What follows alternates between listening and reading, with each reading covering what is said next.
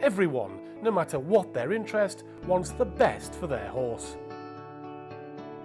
Understanding movement from the anatomical perspective has enormous benefits for riders, trainers and therapists. Understanding what goes on under the skin is the key to understanding and influencing how your horse moves. Gillian is a sports and remedial therapist with a passion for anatomy and biomechanics.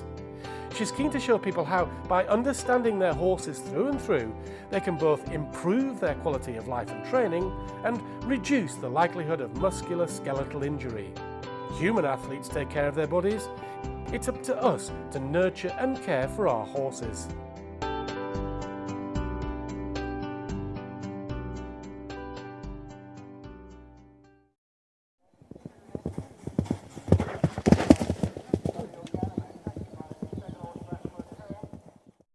The main function of the horse's spine is to protect the brain and spinal cord. It also creates a bridge-like structure for support and movement. There are 5 sections to the horse's spine: the cervical or neck vertebrae, the thoracic section, the lumbar, sacral and tail or coccygeal vertebrae. As we move through the different sections of the horse's spine, the features change in shape and size. This helps to determine their function and the movement created in the different sections of the horse's spine. This is a vertebrae from the lumbar region. Although all vertebrae are different, they have common features. Each vertebrae has a central hole through which the spinal cord runs. The main bulk of the vertebrae is called the body. This is where the weight is carried. There are bony projections called processes, some of which come out from the top, some come from the side, and some smaller ones which help to join all the vertebrae together. There are 7 interlocking cervical vertebrae within the horse's neck, and these are situated much lower than many people realise. The neck is the section of the spine where the majority of the movement occurs, and within the horse's neck, the majority of the movement occurs at the base of the neck. So when a horse bends around to scratch his hock or to reach for a carrot, the majority of the movement is happening at the base of the horse's neck. When he moves around to reach a carrot by his shoulder, the majority of the movement is happening in the midsection of the horse's neck. One area that we as riders and trainers are particularly interested in is the movement and flexion around the horse's poll and first couple of cervical vertebrae. If we can understand the movement in this area, it can really help us to ride and to train more effectively. The junction between the head and neck is a very busy and complex area. As we can see from this longitudinal slice, the first cervical vertebrae is called the atlas, and this part here can very easily be felt at the top of the neck. The atlas, or first cervical vertebrae, joins into the skull, part of the skull called the occiput. This creates the atlanto-occipital junction. This joint is a hinge movement, so it creates up and down type movement. When the horse's nose is vertical, there is also a small amount of lateral flexion. When the joint is extended and the horse's nose is up, that joint becomes locked to lateral flexion, so there's no lateral flexion available. When the joint is overflexed and the nose is behind the vertical, this joint also becomes locked to lateral flexion at this point. So the only place that there is lateral flexion available at this first joint within the horse's spine is when the nose is vertical. The second cervical vertebrae is called the axis. The axis articulates with the atlas to create the atlantoaxial joint. But the important thing to know is that this joint is a rotational type joint. So the sort of movement that is created here is a no type shake of the horse's head. By understanding the anatomy and movement within this area, it can really help us with our riding and training. If we know that we cannot achieve lateral flexion at the horse's poll at the atlanto-occipital junction unless the nose is vertical, because the horse will have longitudinal submission over the poll.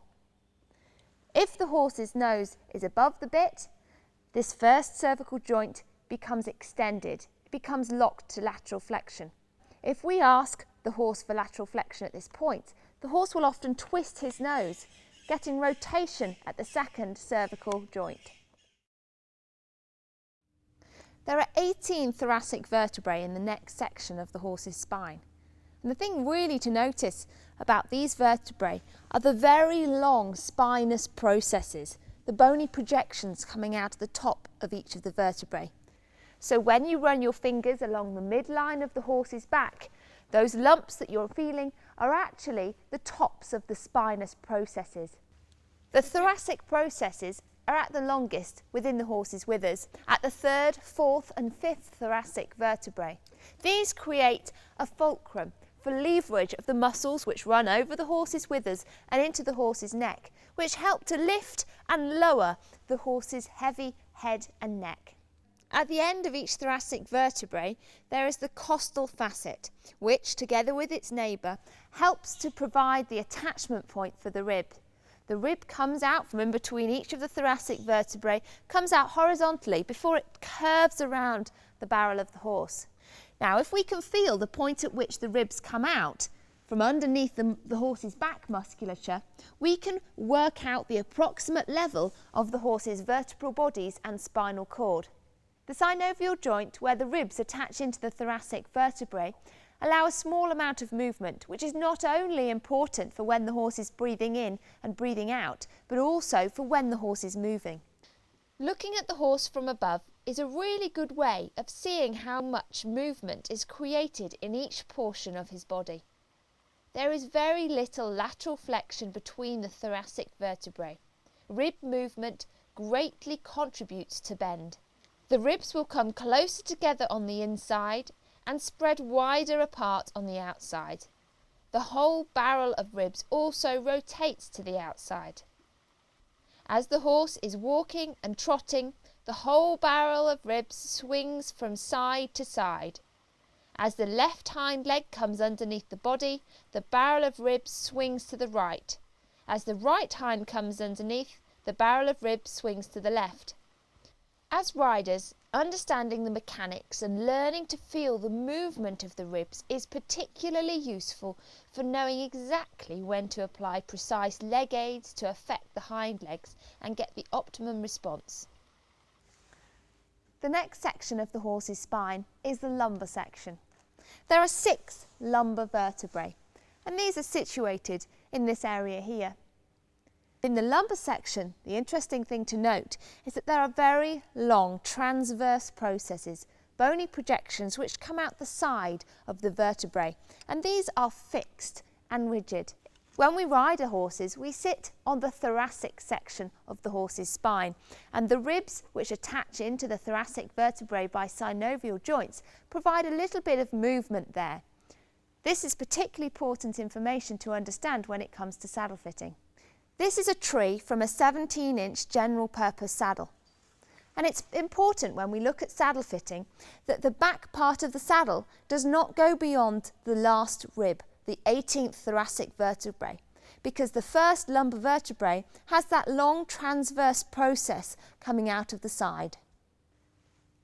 The first lumbar vertebrae can be identified by feeling for the horse's last rib, following it up until it disappears into the musculature, then drawing a straight line up to the midline of the horse's back. This is the point in front of which the saddle should sit. The lumbar section of the spine is virtually rigid, and as the hind limb attaches onto the spine just behind this area, the rigidity of the lumbar region is very important in helping to transfer the energy from the hind end of the horse forwards through to the rest of the horse's body. There are 5 sacral vertebrae which are fused together to create this triangular shaped bone, the sacrum. It is situated in this area here. When I hold the lumbar and sacral vertebrae up together like this, it's clear to see that there is a change in the direction of the spinous processes. In the lumbar region, they're facing slightly forwards, whereas in the sacral region, they're facing slightly backwards. This creates a gap between the spinous processes in the lumbar and the sacral region, and this can actually be felt when you run your fingers along the midline of the horse's back. There's the gap between the last lumbar and the first sacral vertebrae. There is also a change in the axis of the vertebral bodies between the lumbar and the sacral vertebrae. This all comes back to the lumbar-sacral junction. This is a very important joint within the horse's spine, because after the horse's neck, where there's considerable movement, and after the horse's tail, where there is considerable movement, the lumbar-sacral junction is the point within the horse's spine where there is most movement. An up and down dorsiventral type flexion, because the lumbar-sacral junction is a hinge joint. Because the pelvis attaches onto the sacrum, movement of the lumbar-sacral junction means that the horse's pelvis will tilt within movement. We only begin to see flexion and extension of the lumbar-sacral junction at canter, particularly in the bigger movements, medium canter, gallop, when the horse is bucking or rearing, jumping, particularly during takeoff and landing.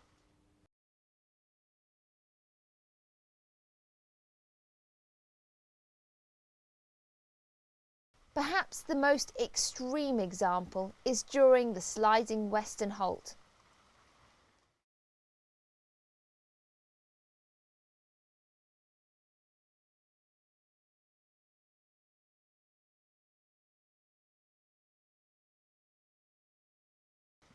There are also times when the horse will generally maintain a greater degree of flexion through his lumbar-sacral junction, usually when he needs to alter his posture to carry more weight behind. For example, during advanced dressage, where more engagement and collection is required. In the last section of the horse's spine, the tail, coccygeal or caudal vertebrae, there are between 16 and 22, which start at the end of the horse's sacrum and run right down to the end of the horse's dock.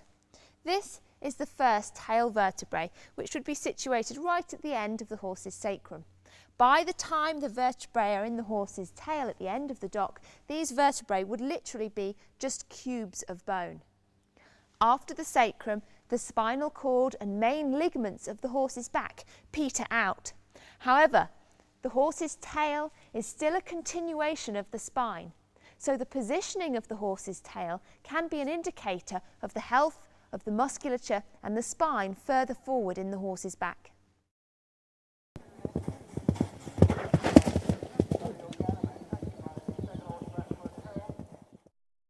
It's well recognised that there are curves to the human skeleton, and that we can alter the curvature of our spine by altering our posture, and that good posture helps us to perform most effectively and at our best, helps us to reduce the risk of injury. Poor posture not only reduces our ability to perform at our best, but also increases the risk of us getting aches and pains.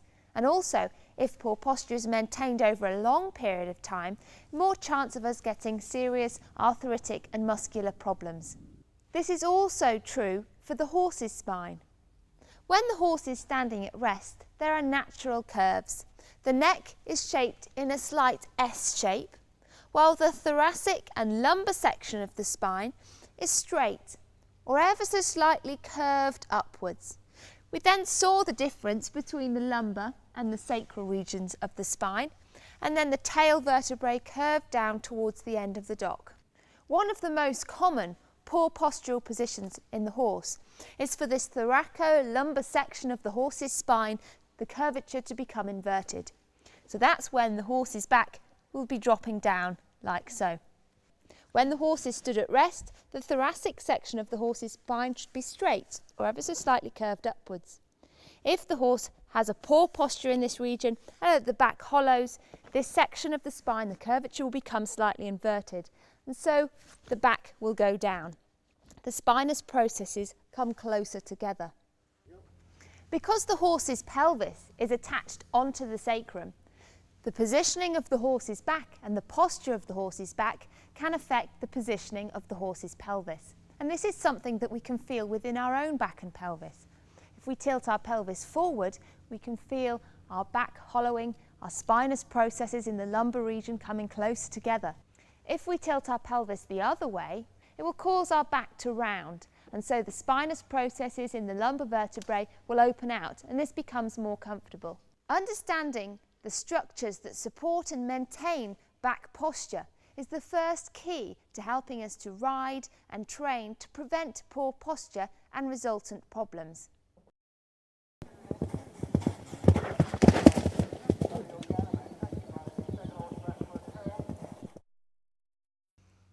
On Henry, I've painted the nuchal ligament on in red. First of all, there's the cord-like part of the nuchal ligament, which runs from the poll along the top of the horse's neck to the withers. This is called the funicular part of the nuchal ligament. There are then finger-like projections which come down from the funicular part of the nuchal ligament and attach onto the lower cervical vertebrae. The nuchal ligament does continue at the top of the horse's withers, becoming the supraspinous ligament. It runs along the top of the spinous processes in the thoracic, lumbar and sacral regions of the horse's spine. The continuous nature of the nuchal and supraspinous ligament means that the positioning of the head and neck can affect the positioning of the back.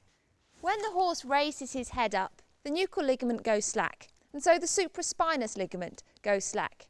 This means that the back goes down, the back hollows.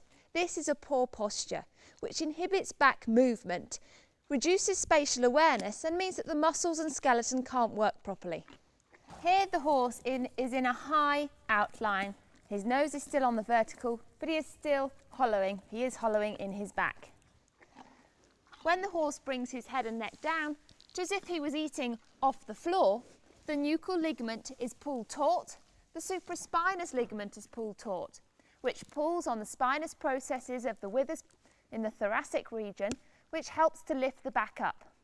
The back coming up is through no extra muscular effort, purely through the alignment of the ligaments in the neck and the back. This is a good posture for the horse's back and helps to illustrate why it's so important to feed the horse off the floor. Feeding off the floor is healthier for the respiratory and digestive systems. We've already seen how positioning of the head and neck can affect the back, but the reverse is also true. So positioning of the back can affect positioning of the head. By doing this reflex here, watch how his head comes down as I do the reflex. Understanding the anatomy and biomechanics of the neck and the back and the relationship between the two is so useful for us as riders and trainers, so that we can help the horse to go with a good back posture and to help reduce the risk of back problems.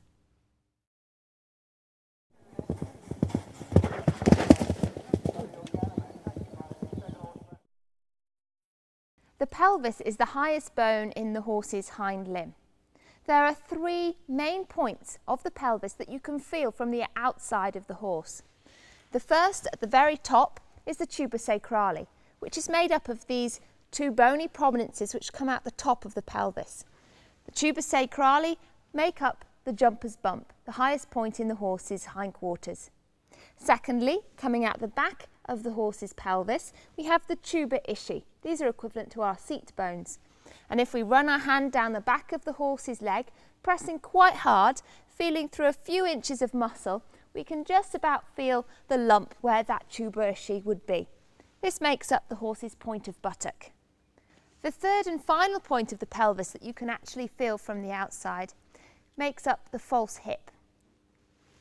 These are made up of the two bony prominences here and here, which come out the side of the pelvis. These are called the tuba cocci. This part of the pelvis here is called the wing of the ilium, and it attaches into the sacrum to create the sacroiliac joint. The sacroiliac joint adds complexity to this area as it sits just behind the lumbosacral junction. The sacroiliac joint is the point of the horse's hind limb where all the energy which is created at the hind end of the horse is transferred forwards through to the rest of the horse's spine. Therefore, it's really important that this joint is strong and stable so that the energy can be transferred efficiently through to the rest of the spine. Within the sacroiliac joint, there are very strong ligaments which provide stability.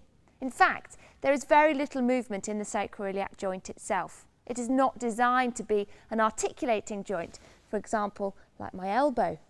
The movement of the pelvis that we see when the horse is cantering, jumping or doing the sliding western halt that we saw earlier actually comes from the lumbosacral junction, not from the sacroiliac joint itself. Due to the complexity of the lumbosacral junction and the sacroiliac joint, this area can be a hot spot for sprain and strain. A point well worth remembering when we come to looking at the muscles and how to strengthen this area. The hip joint is formed from a ball and socket joint between the femur and the pelvis. There is a full range of movement with the horse's hip joint. It's only restricted by the muscles and ligaments which support it. Horses and other animals very rarely use the full anatomical range of a joint. And with the horse's hip joint, really the majority of the movement occurs within the forwards and backwards plane. The distal end of the femur attaches onto the tibia. This joint is equivalent to our knee joint, and just like our knee, it has a patella. The pelvis, femur and tibia are the largest bones in the horse's body. These bones are actually from a pony, so they are smaller than Freddie's. But looking at the sheer size of them helps us to appreciate the forces that they have to withstand and create. This shows that the horse's hind end really is the powerhouse of the horse. To prevent the hind limb from collapsing, the stifle and hock work in unison. The angles between them always stay the same. This is because they are linked by two sets of tendinous cords known as the reciprocal system. These muscles have a high proportion of inelastic connective fibres, which act rather like ligaments to control the coordination of movement between joints. Any stiffness or injury in the hock or the stifle or the associated muscles will affect the movement in the entire hind limb and may be responsible for stilted movement, lack of tracking up, uneven stride length, or even lameness. If we compare the anatomy of the horse's hind limb to the human leg, we can begin to understand more about how it works. The knee joint is equivalent to the horse's stifle. The hock, which is made up of tarsal bones, is equivalent to our ankle. The point of hock, which is made up of a tarsal bone called the tuber calcaneus, is equivalent to the bulb of our heel. The fetlock, the long pastern and the short pastern are equivalent to the metatarsal bones in our foot.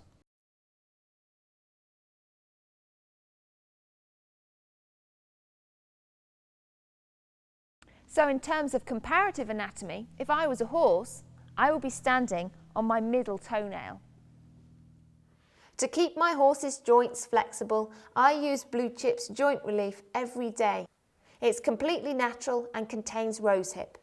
It helps with the production of the fluid that lubricates the joint and the formation and growth of cartilage.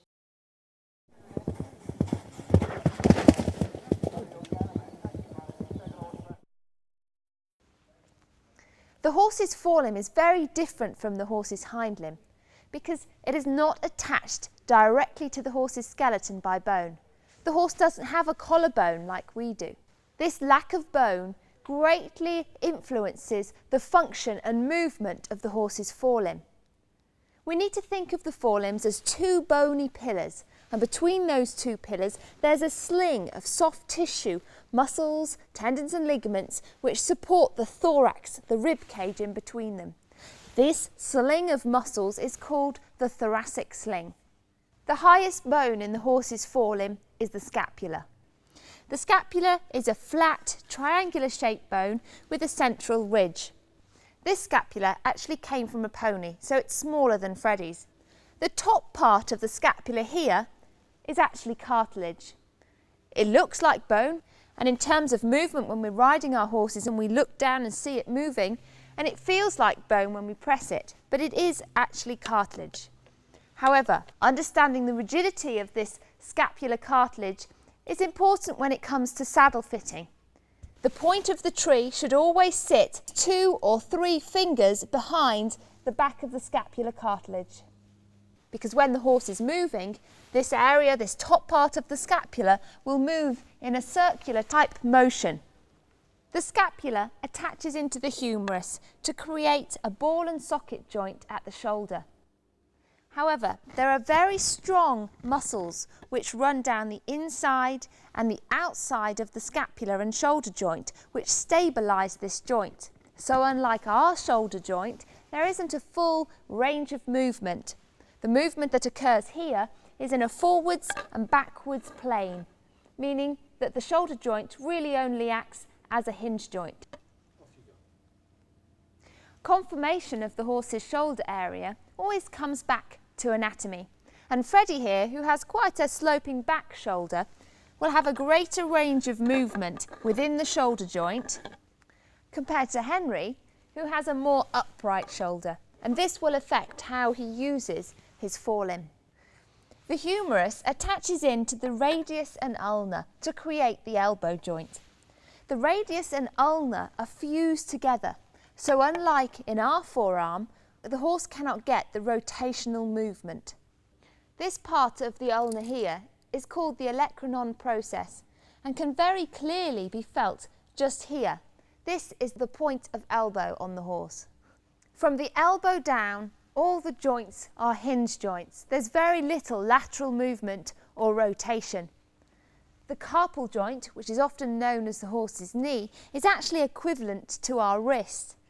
The fetlock is equivalent to the knuckles, the main knuckles in our hand. The long pastern and short pastern and pedal bone are actually equivalent to the bones within our finger. So, in terms of comparative anatomy, if I were a horse, I will be standing on my middle fingernail. There are 3 main muscles that help to support the forehand and make up the thoracic sling group of muscles. These include the ventral serrated muscle, which is made up of 2 parts. The cervical part of the ventral serrated muscle comes from the underside of the scapula and then attaches down onto the lower cervical vertebrae. The thoracic part of the ventral serrated muscle again comes from the underside of the horse's scapula and attaches onto the first 8 ribs. The second main muscle involved in supporting the forehand is the subclavian muscle. This muscle comes from the front and underside of the horse's scapula here, runs round the front of the shoulder and then down deep up and onto the sternum of the horse.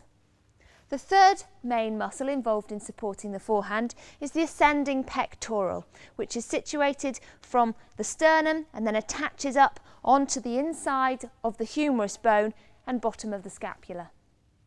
These 3 muscles help to support the forehand, and collectively, when they contract, they can actually help to lift the thorax up in between the 2 pillars of the front limb. So the horse can appear to grow in height. And in fact, perhaps young horses or weak horses, when they first come into work, as these muscles become more toned, can appear to grow in height. The attachment of the forelimb to the rest of the horse's body via the thoracic sling group of muscles is very important, and it also helps to define the function and movement available within the horse's forelimb. To help strengthen these muscles, suppling exercises such as lateral work and changes of bend can really help to tone these muscles up.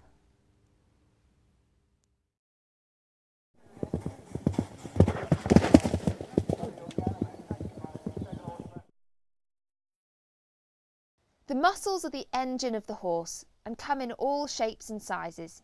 They operate the joints, respond to nerve impulses, are highly elastic and have strong contractile power.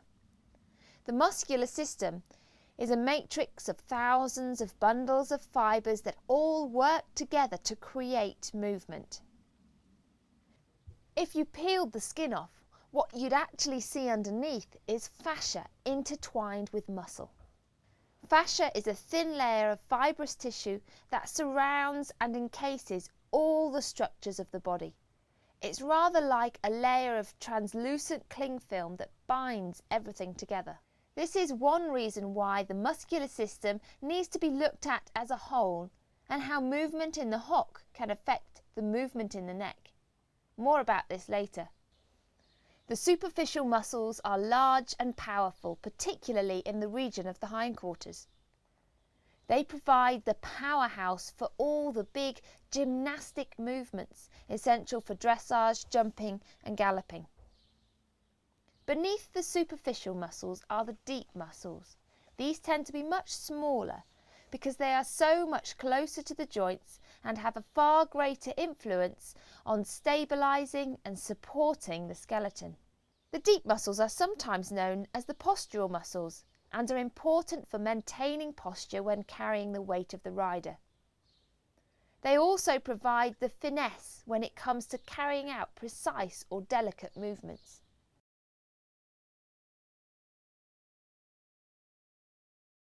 The most superficial muscle in the horse is the panniculus carnosus.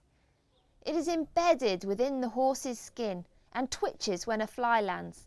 Remember this next time he doesn't respond to your leg. Understanding how muscles work is a lot easier with the application of a little logic. Muscles work in pairs. When we take my arm as an example, with the biceps muscle above and the triceps muscle below, these two muscles work together as a pair to control the extension and flexion of my elbow joint. When the biceps muscle contracts, the elbow flexes and the triceps must relax to allow the movement to happen. When my elbow joint extends, the opposite is true. So those two muscles work together as a pair. But there is no one joint within the human or the horse's body that is just controlled by one muscle to extend and one muscle to contract. There are usually groups of muscles to create one type of movement. So we say that muscles work in groups of pairs. Now let's apply this back to the horse. We'll start by looking at the muscles that create flexion and extension within the horse's neck, back and hindquarters.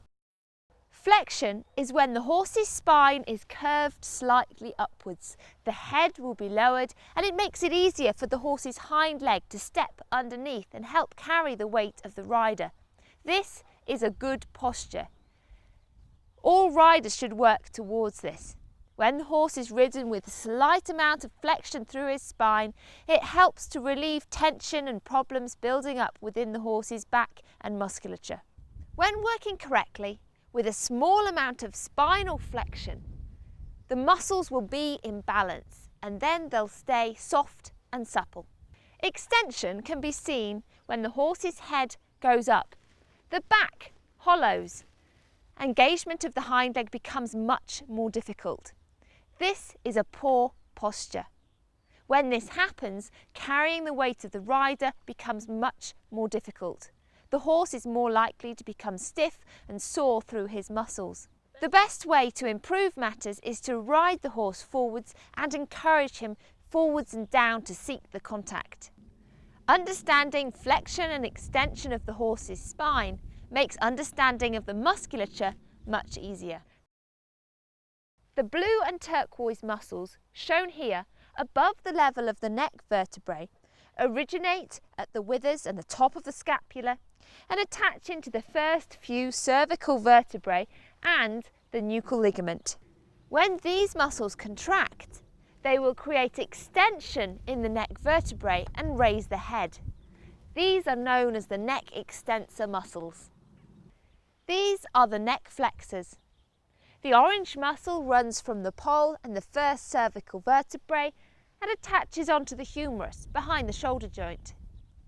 The yellow muscle comes from the jaw, runs down the base of the neck and attaches onto the horse's sternum. When these muscles contract and shorten, they will flex the horse's neck vertebrae and lower the head. The longest muscle in the horse is painted on in green, the longissimus dorsi. It lies above the level of the spinal cord, and although it's the muscle that we actually sit on, it's very much involved in movement, creating extension of the horse's back and helping to raise and support the horse's head and neck.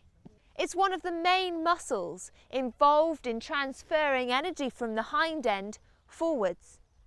Also involved in jumping, rearing and bucking.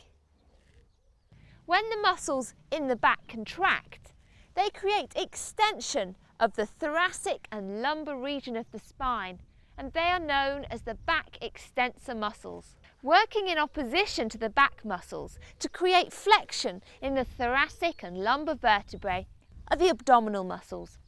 One particularly important abdominal muscle is this one here, represented in yellow. It runs along the midline of the horse's abdomen, from the sternum up onto the underside and inside of the pelvis. There are other abdominal muscles which crisscross across the abdomen, just the same as in humans. When they contract, the abdominal muscles increase the pressure within the abdominal cavity. They press up on the underside of the thoracic and lumbar vertebrae and cause the spine to come up. Another function of the abdominal muscles is to help support the internal organs, help create movement of the ribs and breathing.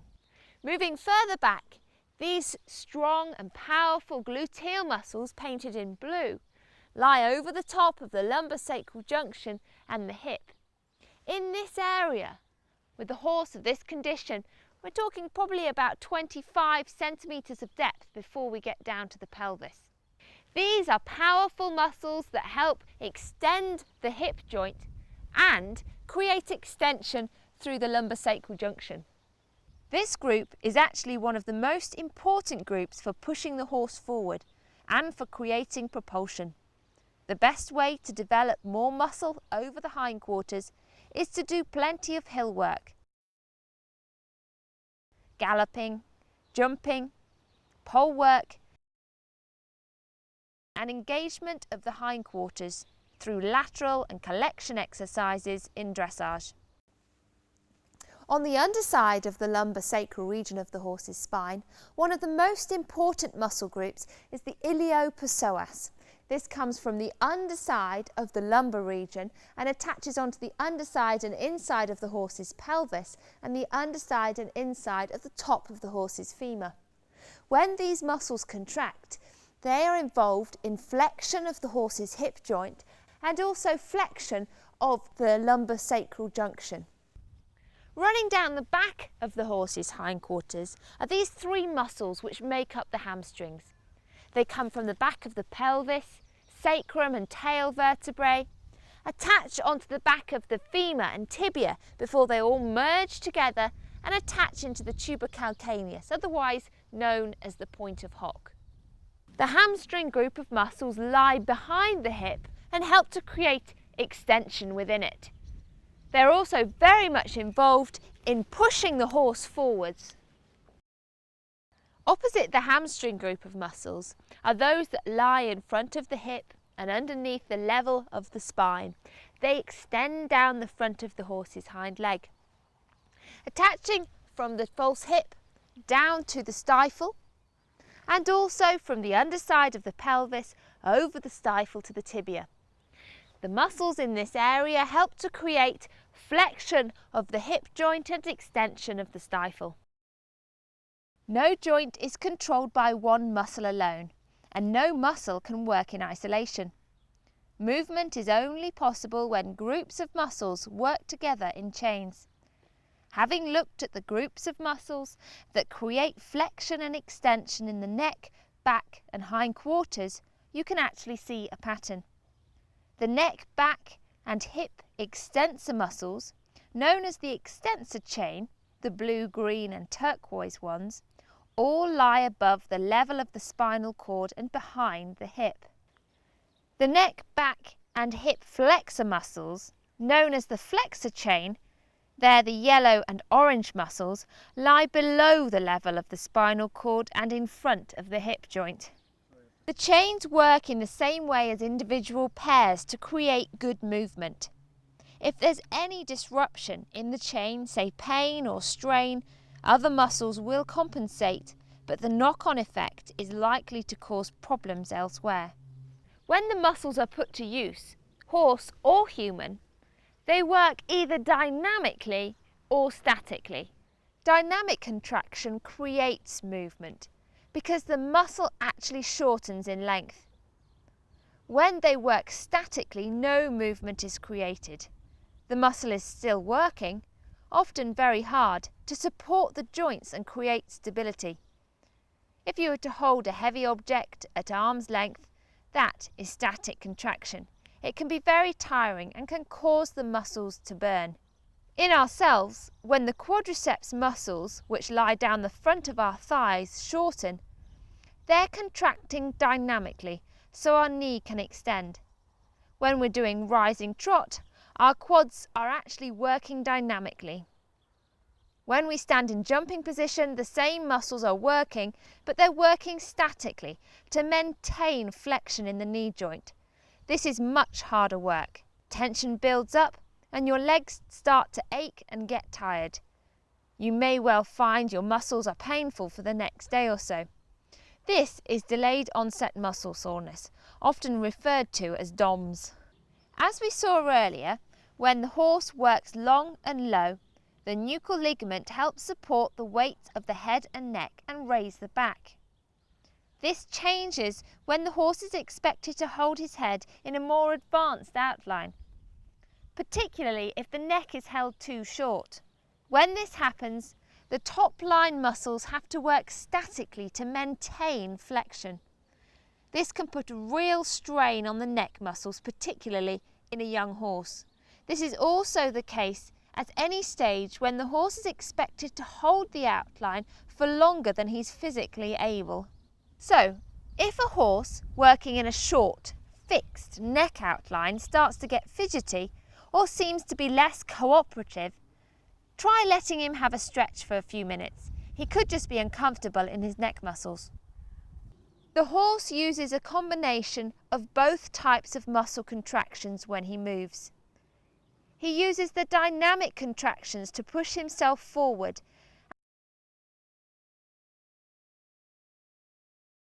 and static contractions as he braces for impact. The horse braces his muscles when slowing down, when coming to an abrupt stop, when going down hills, and with more advanced movements. When the horse is really engaged, there's a greater degree of flexion through the lumbosacral junction, the hip, stifle, and hock joints. The iliopsoas and the extensor muscles of the hindquarters have to work harder to maintain a greater degree of flexion in the haunches, and there's a shift in the centre of gravity as more weight is carried behind. So, just as when working in a more advanced outline with the neck, it is equally important to allow the horse regular breaks when introducing greater engagement and collection in the hindquarters. When we wake up a bit stiff or sore in the morning, we know it will wear off, or we can decide we need to have a massage. Because the horse can't tell us when he feels a bit stiff, we need to be really observant and sensitive to his needs. If we don't notice problems early on, they'll soon escalate and rapidly become more serious. I use the FMBS ActivoMed rug on a daily basis and find it really helps to keep my horses comfortable through their musculature. Now let's look at the muscles that help to create movement in the horse's forelimb. The muscles painted on in red and orange are part of the chain of muscles that helps to pull the horse's leg forwards. These muscles help to extend the horse's shoulder and flex the elbow. They help to pull the horse's shoulder forwards. And they help to extend the horse's knee, fetlock and pastern joints. The muscles painted on in purple and brown are part of the chain of muscles that pull the horse's leg backwards or push the horse forward. These muscles help to flex the horse's shoulder joint, extend the horse's elbow. They help to pull the horse's shoulder backwards, and they help to flex the horse's knee, fetlock and pastern.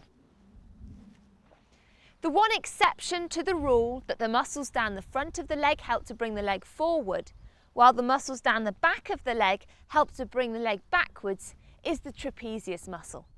This is because the forelimb is not attached to the rest of the skeleton by bone, and the trapezius muscle, this triangular sheet-like muscle, helps to attach the scapula onto the rest of the horse's skeleton.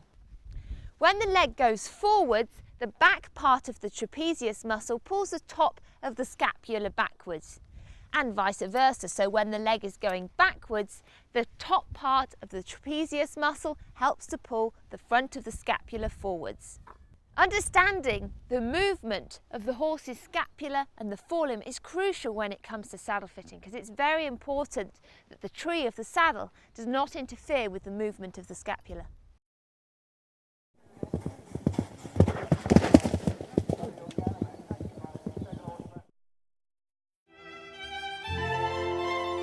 Horses move naturally with grace and beauty. Maintaining these qualities in the ridden horse can be a challenge. Whatever the role or discipline of the horse, understanding what's happening under the skin helps preserve natural elegance, improves performance and quality of life. It can also extend working life and limit the possibility of injury.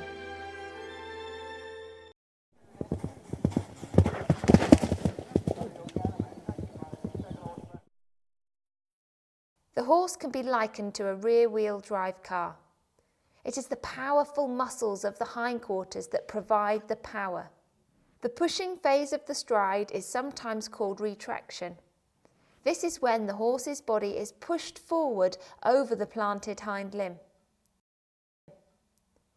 The greater the push, the greater the speed, stride length, expression and cadence.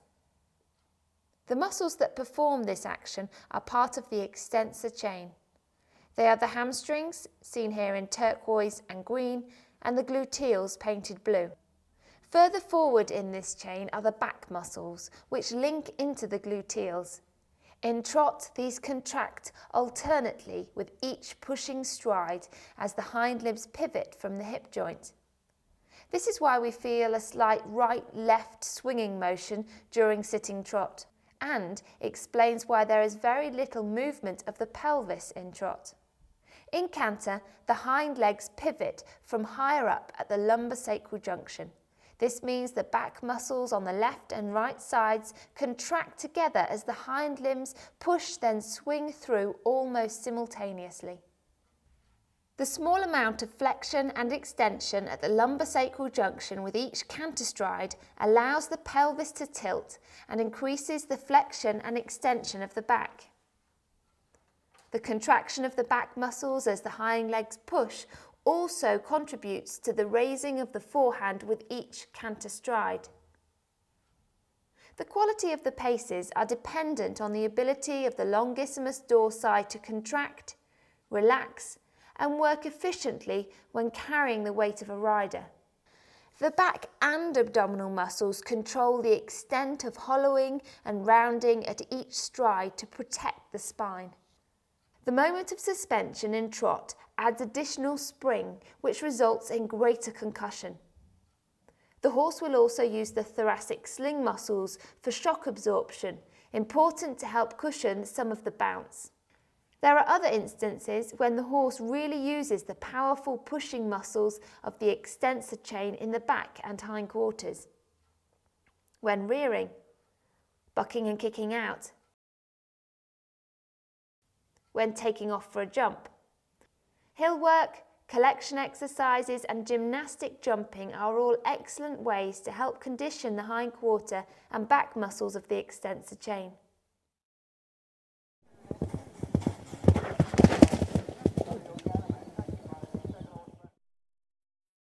The engagement part of the stride is also known as protraction.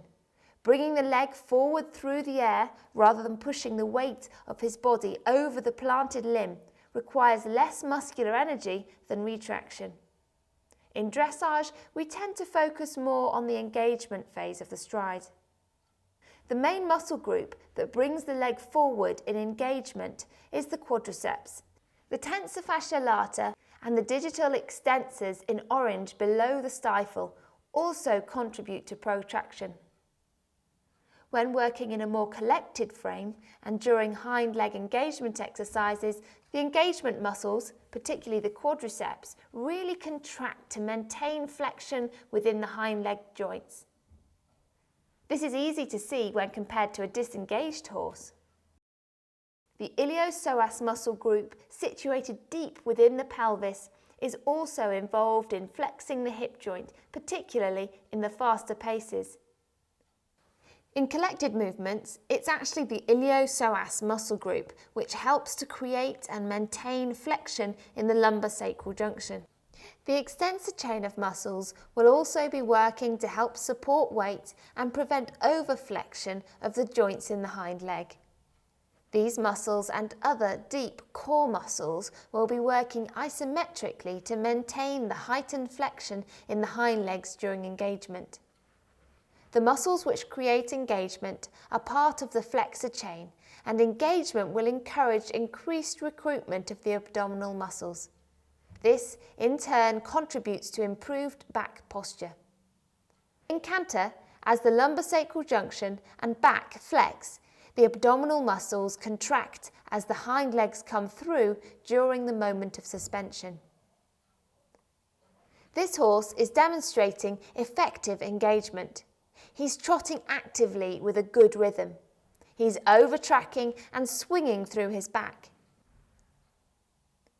The angles of the hind cannon bone and fore radius are parallel in mid-swing. This is a good indication that the horse is truly engaged from behind and working well through his back. This same horse is now disengaged. His trot is inactive and lacks spring. He's not tracking up. The angle of his hind cannon bone and fore radius are no longer parallel in mid-swing. He's no longer engaged behind or working efficiently through his back. Rein back is a particularly useful strengthening exercise for the engagement muscles, as the quadriceps and iliopsoas muscles are recruited to push the horse backwards. When performed correctly, the head should be down, the back will raise, the pelvis will tilt, and there'll be greater flexion in the hind leg joints.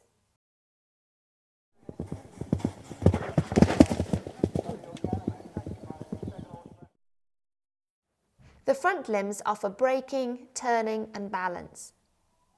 It's the lack of a collarbone and the fact that the front limbs are connected to the rest of the skeleton by soft tissue that enables the horse to move in this way. Whereas the hind limbs push the horse forward, the forelimbs contribute to movement by pulling the body forwards.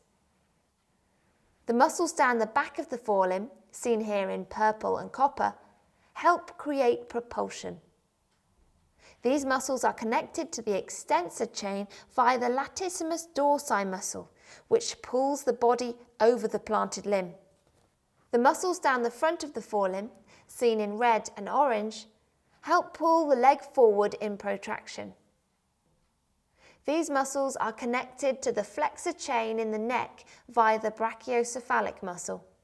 The neck, with its pendular effect, has considerable influence on the protraction of the forelimb. Restricting the natural movement of the head and neck can lead to muscular tension and alterations in the rhythm of the walk. Walk is the easiest pace to destroy. A good walk displays even, active, rhythmical steps with impulsion. This horse shows suppleness and a swing through his big walk. The oscillation of the head and neck within each stride cycle relates to propulsion. The downward push of the head correlates to the push from the hind legs, whereas the upward pull of the head correlates to the pull of the forelimbs.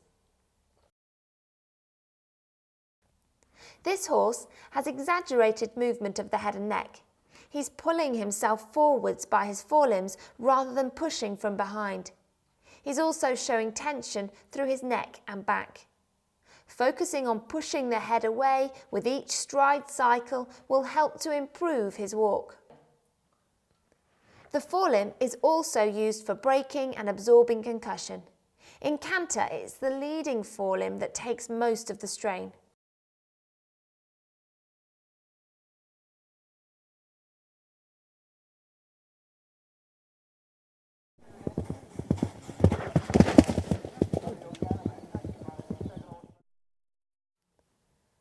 When walking and cantering, the horse uses his head and neck for balance. This alters his centre of gravity, which helps to generate movement. This is similar to us using our arms to create momentum when running. The nuchal ligament helps to support the weight of the head and neck. When the poll is at or below the level of the withers and the neck vertebrae are in slight flexion, the nuchal ligament comes under traction, pulls on the supraspinous ligament, which in turn raises and supports the back. This is particularly useful when it comes to maintaining good back posture, supporting the weight of a rider, and helping prevent strain and injury. As the horse progresses in his training, the head and neck are required to come up into a more advanced outline. The neck extensor muscles take on the role of supporting the head and neck via isometric muscular contraction, and the role of the nuchal ligament diminishes. At this point, it's important that the horse's muscles are sufficiently conditioned to enable him to maintain this position without putting strain on his back, which can lead to poor posture, restricted movement, and an inability to support the rider with ease. A tight neck and back inhibits flexibility and limits freedom of movement in circles, lateral work, counter-canter and flying changes. It actually affects all movement. It can be a factor in loss of rhythm and in some cases bridle lameness. This horse is using the position of his head and neck to his advantage to support correct posture. He's swinging through his back and pushing powerfully from behind. If the horse is worked in too round a neck outline or in hyperflexion, it causes excessive strain and even damage to the nuchal ligament and cervical vertebrae. It's an unnatural position which can cause pain and discomfort. As he can only see his feet, it also forces total submission. It's impossible to move one area of the horse without affecting his whole body. So, to be truly effective as riders and trainers, it's essential to understand how the horse moves and how working on one area will influence another.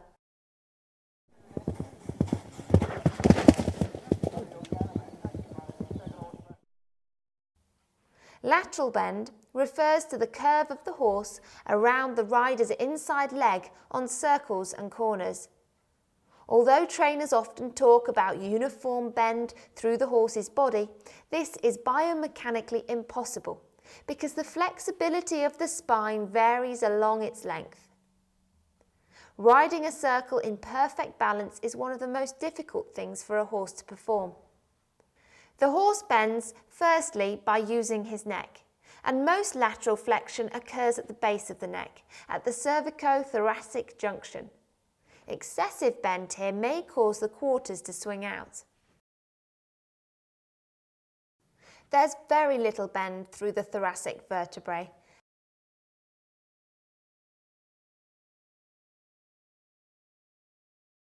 and even less through the lumbar and sacral.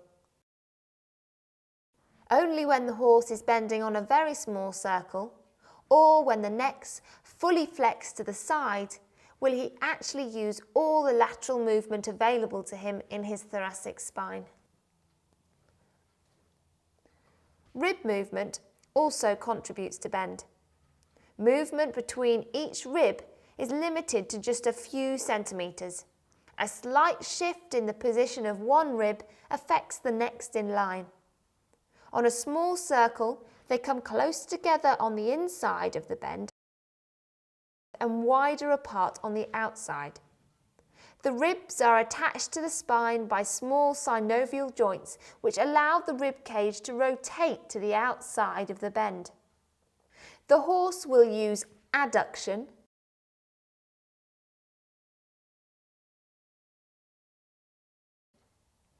and abduction of both his fore and hind legs to help him turn and create bend.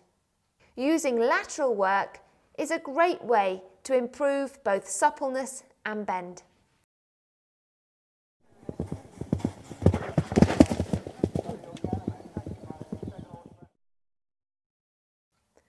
When jumping, the horse uses his hind legs for power, his forelegs for braking and suspension, and his head and neck for balance. On approach to this jump, you can see the horse really looking at and assessing the fence. He's altering the position of his head and neck to allow him to focus. At takeoff, he'll lift his head and neck to lighten the forehand. As this horse has misjudged the fence, he's really using his head and neck in a spectacular fashion to shift his centre of gravity back. This enables him to lighten his forehand, launch himself upwards, and then rebalance.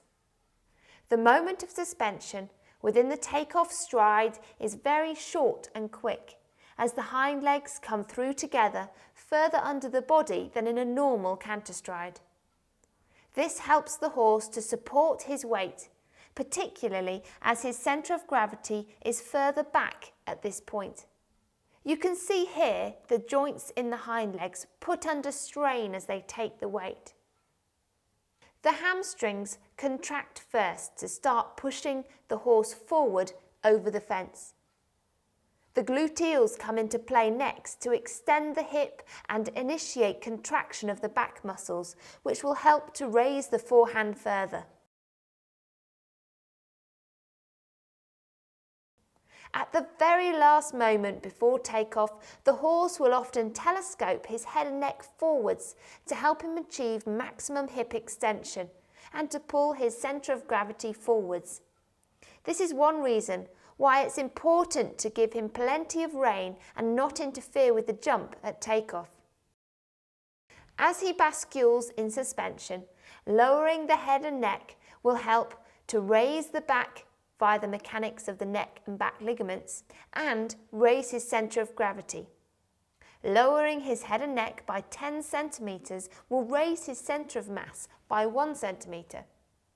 Lowering the head will also encourage flexion of the forelimbs.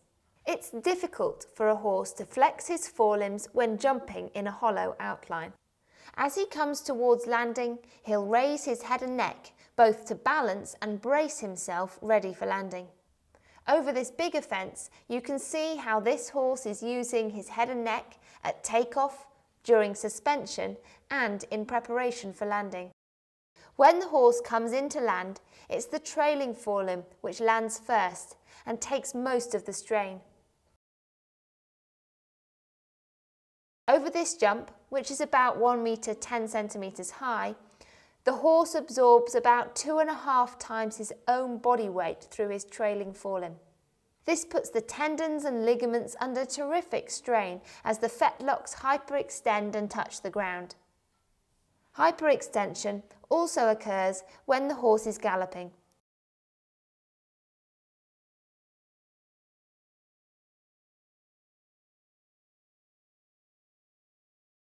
And during exercises involving higher levels of collection. Hyperextension stretches the tendons and ligaments down the back of the limbs. The moment the pressure's released, they spring back to their original length as a result of elastic recoil. This is rather like the action of a jack-in-a-box and is an energy-saving mechanism which helps push the horse forwards or upwards with minimum muscular effort. Jumping a bounce always puts additional strain onto the forelimbs, because as well as absorbing the landing forces from the first jump, they have to create the takeoff forces for the next one at the same time. Jumping a long line of bounces is inadvisable for horses recovering from tendon injuries, as it puts them under too much strain. Landing on the correct canter lead is important to maintain optimum balance when turning after a fence or in preparation for the next one. As riders, understanding the biomechanics of jumping is useful for achieving the best possible jump.